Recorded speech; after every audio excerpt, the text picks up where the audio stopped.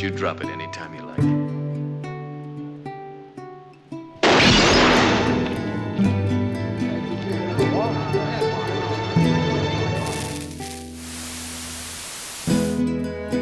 Who was the fastest in westerns?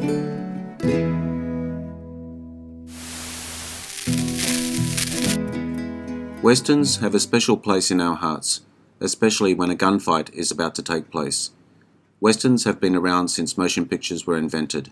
In fact, the world's first feature motion picture was a western made in Australia on Boxing Day 1906, the story of the Kelly Gang. The Great Train Robbery 1903 was a short film, or a one-reeler, that preceded it. Westerns featured stories about adventures in the Wild West. Few were quite as thrilling as those depicting an exciting showdown on the main street, outside a saloon, or the sheriff getting the drop on an outlaw. It was the quick-draw heroes that captured audiences' hearts. Their skill with 6 guns was only outmatched by their code of honor. The truth is, these gunfights were not common in the real Wild West.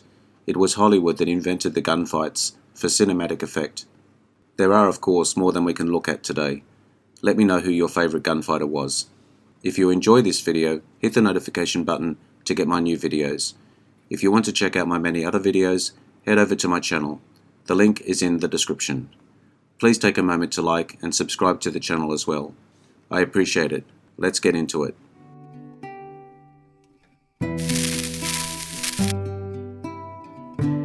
Please excuse my voice today as I have a cold. Val Kilmer as Doc Holliday in Tombstone, 1993.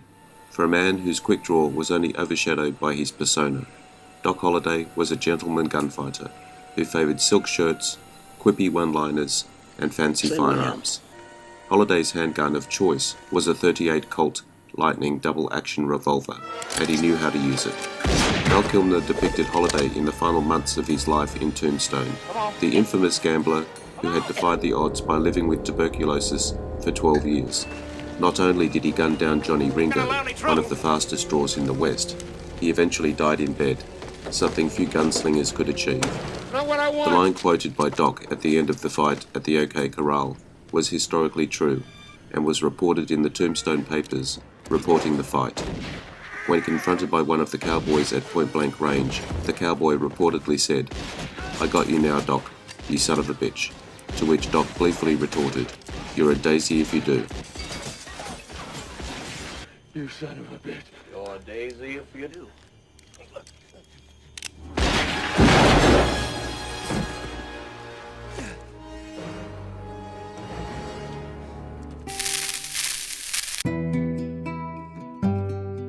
Robert Vaughn as Lee in The Magnificent Seven, 1960, as one of the greatest westerns ever, thanks in part to its charismatic ensemble cohorts of gunfighters. One stood out as a crack shot and, like Doc Holliday, a snappy dresser. Lee, a friend of Chris Adams, Lee had lost his edge, hiding out on the border, waiting for the man and the gun that could better him. He became one of the 7 men contracted by a small Mexican village to challenge the nefarious caballero named Calvera.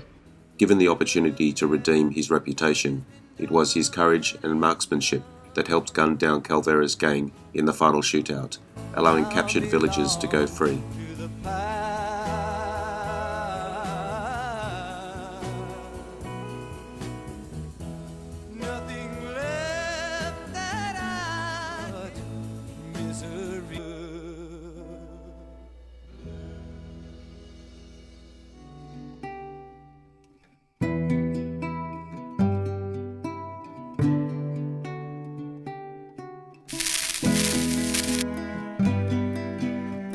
Jeff Bridges as Wild Bill Hickok in Wild Bill, 1995.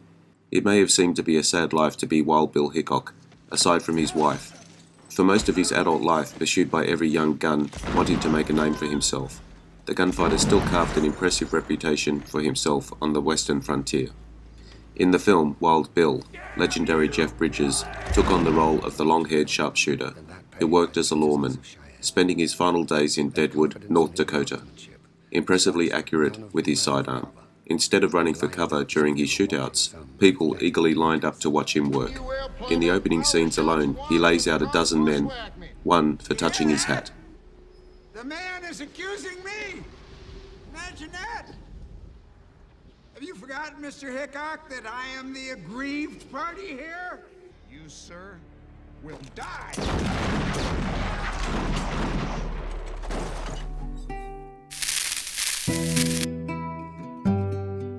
Jamie Foxx as Django in Django Unchained 2012. A slave separated from his wife, Django is now free after helping a German dentist, Christopher Waltz, bring down the infamous Brittle brothers. Django Unchained follows their adventures as they hunt down the most notorious criminals in the South, all the while tracking down the man who bought Django's wife. Waltz helped improve Django's quick draw and long-range shooting skills with a revolver and rifle, turning him into one of the most dangerous men in the West. They finally caught up with Calvin Candy, the man who purchased and tortured his wife. Django became a one-man army, laying waste to his plantation.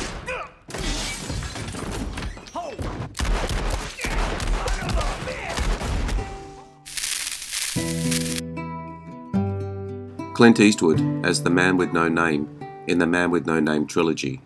Clint Eastwood's most famous role, The Man with No Name, became the template for which many Western protagonists were based. A lone gunslinger sought revenge on the man who left him for dead. Eastwood played the part in A Fistful of Dollars, For a Few Dollars More, and The Good, the Bad, and the Ugly, often taking on work as a gun for hire, usually outsmarting his clients before violence was even required. When pressed, he outdrew any and all opponents, coming to the forefront when, in The Good, the Bad, and the Ugly, he outdrew Angel Eyes, Lee Van Cleef.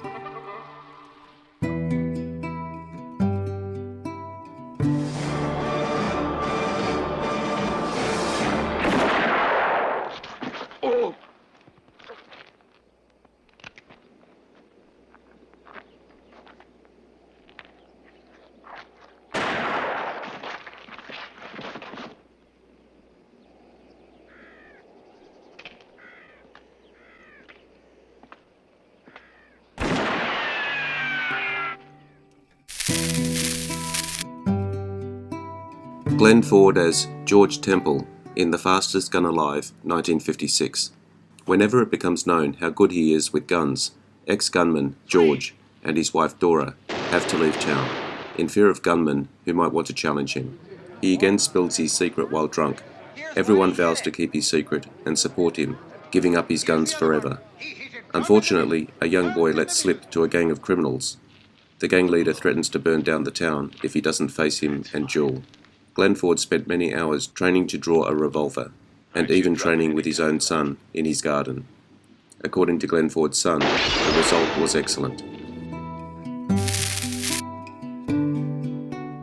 Russell Crowe as Court in The Quick and the Dead, 1995.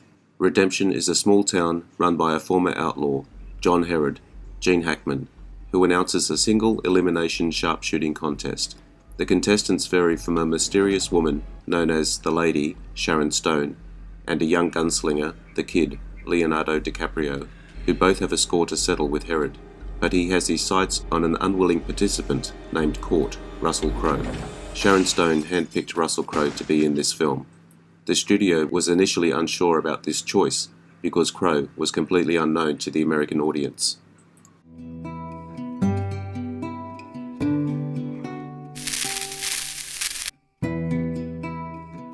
Yul Brynner as Chris Adams in The Magnificent Seven, 1960, when ruthless outlaw Calvera, Ila Wallach, and his gang invade a small Mexican village. The terrified townspeople hire veteran sharpshooter Chris Adams, Yul Brynner, and 6 others to face the gang. Adams and his men agree to help, while they prepare the villagers how to defend themselves. They start planning a trap for Calvera and his men. Each of the Magnificent Seven has their unique skills. Adams has an impressive draw and quick wit. Aside from knowing his way with his gun, Adams is an honest outlaw and rare sharpshooter that focuses on preparing and protecting the villagers before the upcoming battle.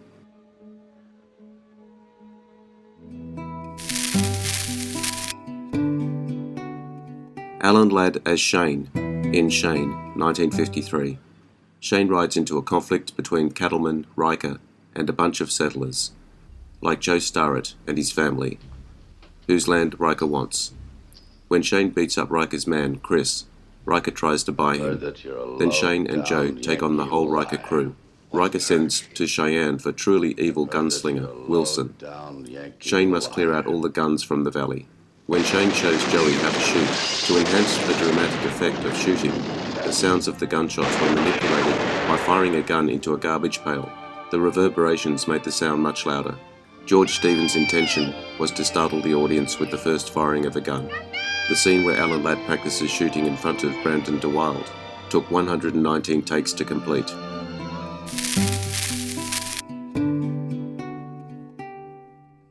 Charles Bronson as harmonica in Once Upon a Time in the West, 1968.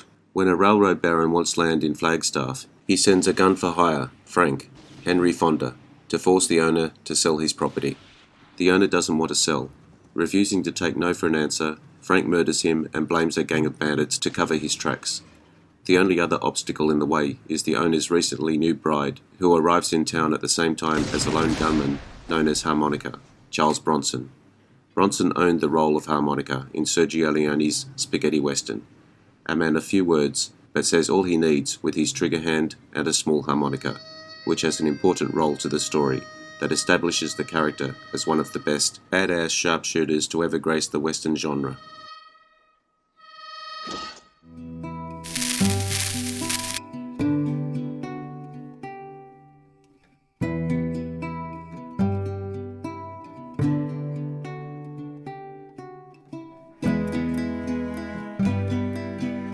I hope you enjoyed the video. Let me know what you think in the comments. I appreciate your likes and subscribers. Hit the notification button to get my new videos. Take a look at my channel and check out my Facebook page. The links are in the description. I am Wrangler. Bye for now. See you again soon.